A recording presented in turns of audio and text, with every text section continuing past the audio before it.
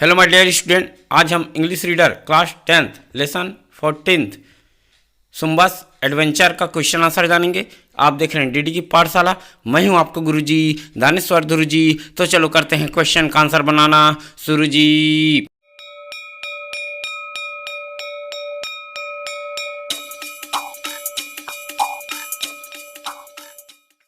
तो चलो आ जाओ भाई, class 10th lesson 14th Sumba's adventure का क्वेश्चन आंसर बनाना प्रारंभ करते हैं। और अगर आप इस चैनल पर नए हैं तो प्लीज़ चैनल को सब्सक्राइब करके बेल आइकन दबाइए ताकि आपको नोटिफिकेशन के माध्यम से नए वीडियो की जानकारी जो है मिलती रहे। और पुराने वीडियो को देखना चाहते हैं तो डिस्क्रिप्शन बॉक्स में प्लेलिस्ट का लिंक मिल जाएगा, वहाँ जाकर आप अवश्य देखिएगा। तो देखिए यहाँ पर कंप्रिहेंशन का क्वेश्चन दिया गया है। पहला, आंसर द फॉलोइंग क्वेश्चंस, अर्थात निम्नलिखित प्रश्नों के उत्तर दीजिए। उसका पहला पॉइंट का क्वेश्चन दिया है, what places does zumba imagine in the poem, अर्थात कविता में सुम्बा कौन कौन से स्थान के बारे में कल्पना करती है। तो इसका आंसर बन जाएगा कौन कौन से स्थान के बारे में सुम्बा जो है कल्पना करती है। Zumba imagine in the poem a special and adventurous places like luscious forest, golden hills, streams, waterfalls, mountain tops and deep and eerie caves। अर्थात सुम्बा कविता में कल्पना करती है कि या करता है कि विशिष्ट या विशेष और रोमांचित जगहों की, जैसे मीठे स्वादिष्ट फलों वाले जंगल, मीठे स्वादिष्ट फलों वाले जंगल अर्थात लुसियस फॉरेस्ट, सुनहरी पहाड़ी गोल्डन हिल्स, नदियाँ अर्थात धारा बहती हुई नदी स्ट्रीम्स, जलप्रपात वाटरफॉल्स, पहाड़ की चोटियाँ और गहरी और डरावनी गुफाएं इरी कैप्स की कल्पना जो है करती है। तो इस तरह से बनाओगे तो क्वेश्चन 1 का आंसर जो है बन जाएगा। सेकंड क्वेश्चन दिया है, what creatures does zumba imagine in the poem, अर्थात सुम्बा ने इस कविता में किन जंतुओं की कल्पना की है, कौन से जंतु है जो इमेजिन किया है। तो आंसर बन जाएगा इसका, Sumba imagines the creatures in the poem which are wolves, bears, dragons, spider and goblin folk, अर्थात जो गोबलिन फॉक है अगली अर्थात बदसूरत छोटा प्राणी होता है फॉक इन फॉकटेल में। अर्थात सुम्बा ने जो जंतु इस कविता में कल्पना की है वह है भेड़िया, भालू, ड्रैगन, मकड़ी और गोबलिन फॉक। तो इस तरह से क्वेश्चन 2 का आंसर बन जाएगा। अब आ जाते क्वेश्चन 3 में, आर सुम्बास एडवेंचर रियल और in he just day dreaming, pick out the words phrases from the poem in support of your answer, अर्थात क्या सुम्बा ने साहस जो कार्य है एडवेंचर है वास्तविक है या क्या वह दिन में सपने देख रही है। अपने उत्तर की पुष्टि के लिए कविता से शब्द या वाक्यांश अलग कीजिए, उसको पिक करके हमें यहाँ रखना है अपने आंसर के सपोर्ट में। तो आंसर किस तरह से बन जाएगा वह जानते हैं। No, Sumba's adventure are not real, she is just day dreaming, words phrases are, अर्थात नहीं, सुम्बा के जो एडवेंचर है वास्तविक नहीं है, वह केवल दिन का स्वप्न देख रही है। शब्द या वाक्यांश है जैसे कि लास्ट पैराग्राफ में दिया गया है, well I have thought about adventuring waste, ये जो है वाइल का वेस्ट है, lying in my bed I think I stay here snoozing now and dream of them instead। तो इस तरह से जो वाक्यांश है या वर्ड है उसको ऐड करना है। तो क्वेश्चन 3 का आंसर जो है बन जाएगा। अब देखिए यहाँ पर क्वेश्चन 4 दिया गया, would you like to only dream of an adventure और एक्सपीरियंस इट इन रियलिटी, अर्थात क्या तुम केवल स्वप्न में ही साहसिक कार्य करोगे या इसे हकीकत में अनुभव करोगे?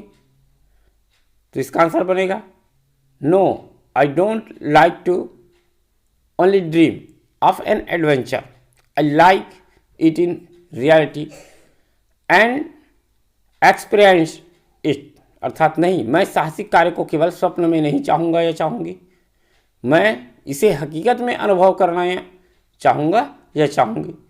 ऐसा लिख सकते हैं क्वेश्चन 4 का आंसर। एंड क्वेश्चन 5 दिया गया है यहाँ पर, what are the dreadful things that Sumba talk about, अर्थात वह भयानक बात क्या है जिसके बारे में सुम्बा ने बात की है?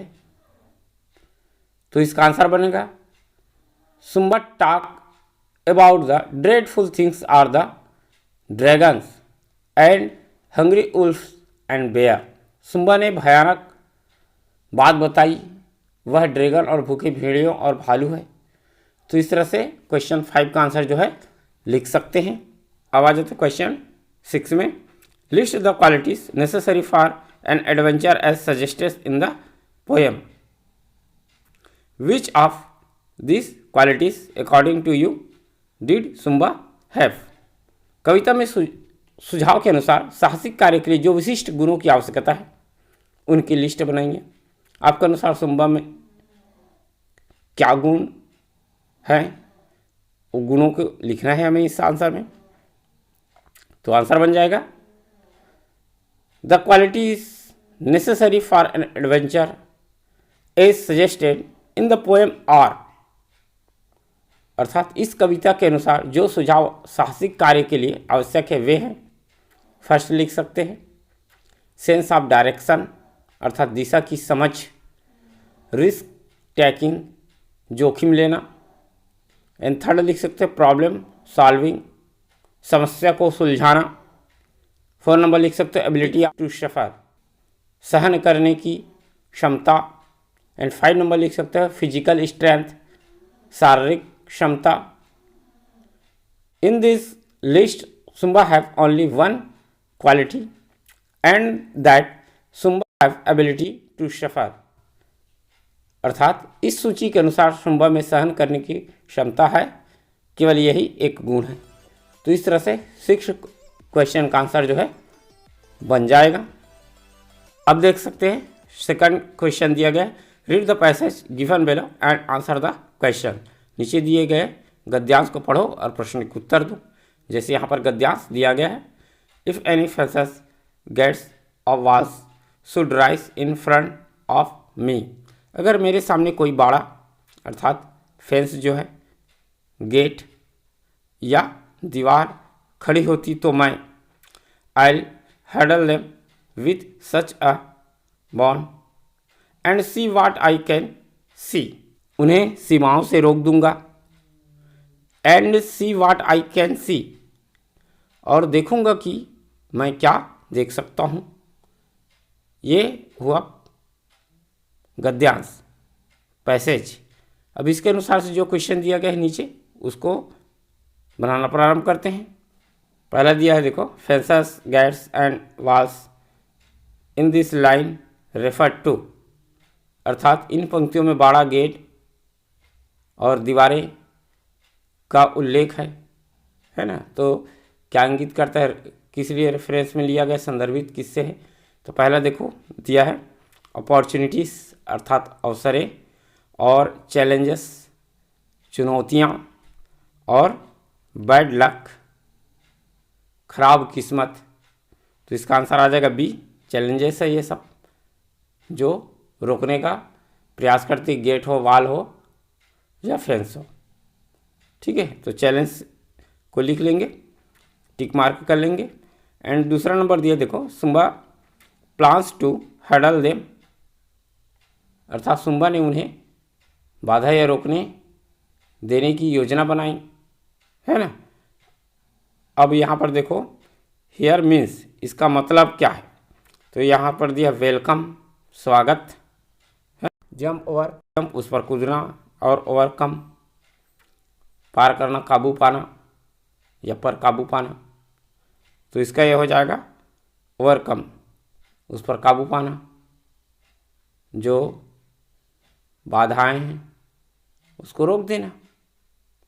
एंड 3 नंबर का पॉइंट दिया है by and see what I can see the author want to say, और देखो मैं क्या देख सकता हूँ द्वारा लेखक कहना चाहता है। तो 3 पॉइंट दिया है, जैसे कि ये दिया है I will explore as much as I can, मैं अन्वेषण करूँगा जितना संभव हो सकेगा। तो इसका आंसर यही है पहला वाला। तो इस तरह से बनाओगे तो इस क्वेश्चन का आंसर बन जाएगा।